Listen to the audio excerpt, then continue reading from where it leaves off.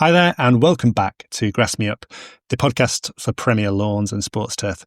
I'm Dr. Russell Sharp. I'm the owner of Eutrema Limited, and we make fantastic premium fertilizers, novel biostimulants, and organic biopesticides. And you won't find our products anywhere else. So if you're looking for a novel solution to any of your pest, disease, slow growth, any turf-based products, then speak to us and we'll probably have a solution for you of some sort. And if we don't, then we'll more than happy to point you in the right direction. Any problems at all, please get in touch. And today we're talking about thatch and how you can control thatch, and some of the options, the pros and the cons of all the different methods. But before we go into that, I just thought I'd talk about what thatch is.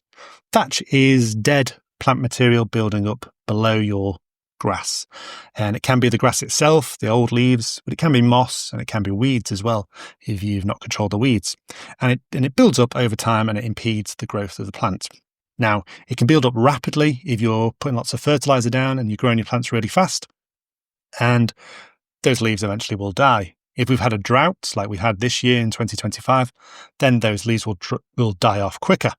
And added to that, they won't decompose because they'll be dry. And obviously plant material, like in a compost heap, it only decomposes when it's wet and there's loads of air and it's warm. So in a drought, there is no moisture and so it builds up. But it also builds up in two other particular areas. And you need to be careful of this because these are things that you can actually control. One is when you apply iron far too often. Iron should be used sparingly and only for special occasions, like when you've got visitors come around your house or it's the Captain's Day at a golf club or something like this. You want to use iron sparingly because it will have an impact on the soil biology. And so if you put too much iron down, you'll limit the microbes that can grow and break down the thatch, what we call saprotrophic microbes. They can't build up to the levels when you put too much iron down. Now, if iron's poisonous, another product that turf care professionals often put down is far, far more hazardous and you really need to be careful of, and that's copper-based products. At Eutrema, we don't sell any copper-based products because they are highly toxic to soil biology. They're residual, so they stick around, they don't decompose. So as far as fungicidal activity, they're rubbish. They're also highly toxic to you. Don't think of copper as being like copper pipes. Soluble copper in a liquid, really, really toxic. You don't want to go anywhere near it. You don't want to be spraying it because it gets in your lungs. It's not going anywhere. It's staying in there. It's a heavy metal. It's highly toxic. Don't go anywhere near copper products. If you want an alternative to copper products, speak to us. The other thing about copper products is they're all sold illegally. They're sold as copper fertilizers, but they're actually used for control of pests and diseases. So there are better alternatives. And at Eutrema, we've actually got a lot of vineyards who are now moving to our biofungicides away from copper because they understand that the copper's built up in the vineyards for so much that it's affecting the quality of the grapes. And the same will happen if you're using copper continually on golf greens or lawns. And so avoid copper and you will help reduce the amount of thatch because you're not killing the microbes that would normally break down the thatch.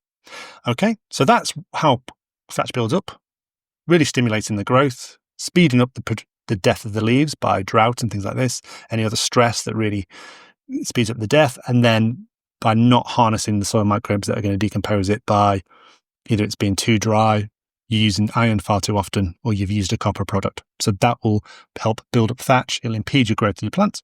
Now, how do you control it? You can scarify, you can rake, and that will physically remove the thatch. And sometimes that's fine, but other times you might want to use a alternative method. Perhaps you're like on a golf green and scarifying and raking would destroy the very, very delicate grass. So there's a number of different options out there. One of the first products or the type of products to be developed were the beneficial microbes that you could purchase and you could put them on your turf and in theory it would break down the thatch. However, often the conditions on the lawn, especially fine turf and sports turf, is not conducive to the type of microbes that you can purchase. They're often made for agricultural use on agricultural soils or forestry or horticulture, where there's not so much a low pH and where we're not using iron as much. And so you can end up killing them straight away. The other disadvantage of microbial products is that they're always dying. So if they come from North America, it's an American product. It's had to come across the Atlantic. It's had to sit on the shelf of the distributor or the shop. And so it's dying the whole time. That's why I don't sell microbial products anymore, because I'm sit at home watching television thinking, all my microbes are dying. on the shelf back in the unit, so in the factory. So I don't sell microbial products for that reason. And the other reason is that you're competing against dirty brown liquids, and some products out there don't contain what they say they contain. And so microbes you have to be really careful with. There are some good microbial products out there, especially powdered products. There's a company in Nottingham who makes a really good biostimulant that's microbial. But personally, I wouldn't use a microbial product to control Thatch. There are enzyme products that you can buy. So Andrew Turnbull, you'll find him on LinkedIn. There's a lot of the time on LinkedIn. He's a turf expert, and he's got an enzyme product called lignase. And lignin is the chemical in the thatch, in any plant material, that's the slowest to break down. It's the brown material in wood, and it's a phenolic compound that microbes struggle to decompose. So he's got an enzyme product. I'm not sure if it works well or not. I've not tried it. Enzymes are used routinely in hydroponics for reusing growing media and breaking down the roots in growing media from when the previous plants have grown, so you can sow new plants into them. Mixed results in hydroponics. A lot of these enzymes are not designed, they've not been produced for the end use in sports turf or in horticulture. They're often ingredients that are used in washing powder, especially for pectinases and amylase for breaking down starch, removing stains from your clothes and things like this. I'm not sure what lignase is. I think lignase is probably a forestry byproduct or something like this, something for wood production or something like that. So yeah, enzymes is an option. You want to go down that route. At Eutrema, we have a product called Thatch Degrader, and it has a number of different advantages over the previous products that I talked about. It's got a couple of ingredients in that stimulate the microbes that are already there. And that's the other disadvantage of microbial products, is that there is already trillions and trillions of microbes already in the soil waiting to be activated. And these microbes are already attuned to the conditions in your grow media. They're just waiting for food stock and feed to get going. So we feed them a couple of ingredients that get the Krebs cycle, the metabolic cycle, the important metabolic cycle in plants going, that in the microbes going, that can break down the thatch and overcome the lignin.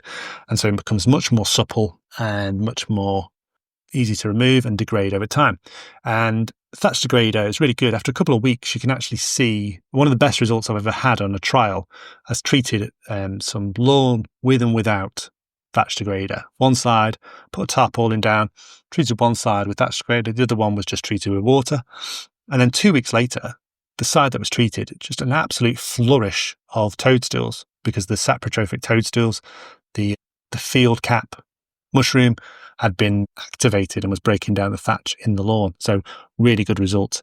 And it's the same product we actually sell as stubble digester for breaking down maize stubble in agricultural fields, because in agriculture, once you've got maize and you've harvested it in, say, November for anaerobic digestate, if it doesn't break down by the next spring, then it gets in the way of the sowing material and even the ploughing material.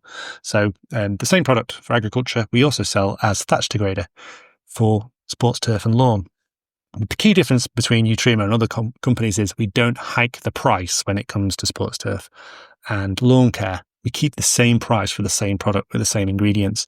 And so you'll find that a lot of other companies, when it comes to when the budget of the end user goes up, then so does the price of the product. At Eutrema, that doesn't happen. And so the price for Thatch Degrader is really, really low compared to other alternatives, which makes it feasible in a lot more situations. It's not a worse product. We just don't feel the need to compete or have parity on price. We know that we can reduce the price and help more people with that price. Let me find the price for it.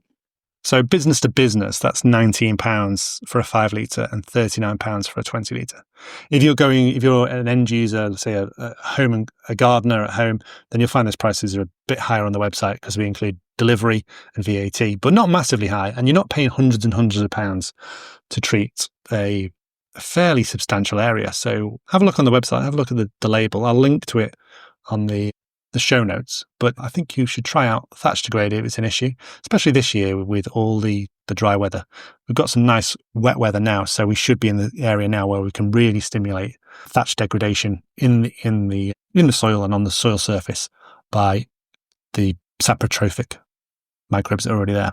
We call the soil surface the O horizon in soil science, and that's before you get to the topsoil. That's where all the thatch is, and we want to limit the O horizon as much as possible, just because it can lead to issues further down and a whole host of other issues in turf and lawn. In borders and in horticulture in general, we normally want a massive O horizon. The bigger the better. Lawns is the least of your issues. So, and if you've got a mower that takes and mulches it into the ground, then you could also use Thatch Degrader to speed up the degradation of that in the topsoil if that's becoming an issue and building up. And we've also had some issues. The music festival Creamfields in Daresbury in Warrington in the UK.